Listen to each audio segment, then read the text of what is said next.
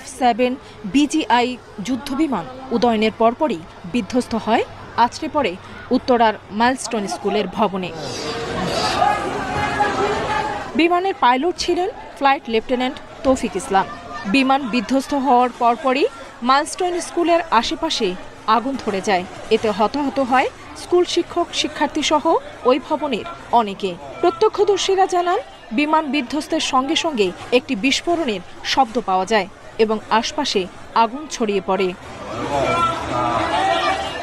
আহতদেরকে বিমান বাহিনীর হেলিকপ্টারে করে সম্মিলিত সামরিক হাসপাতাল সহ রাজধানীর বিভিন্ন হাসপাতালে নেওয়া হয়।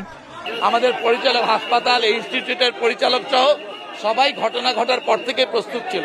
সব পুরো টিম তাদের রিসিভ করেছে, ইভালুয়েট করতেছে। কিন্তু এটা বড় ধরনের দুর্ঘটনা, বড় ধরনের ঘটনা, যেটাকে আমরা চেষ্টা করছি আমাদের সর্বোচ্চ সামর্থ্য দিয়ে, সব বিশেষজ্ঞরা চেষ্টা করছে এবং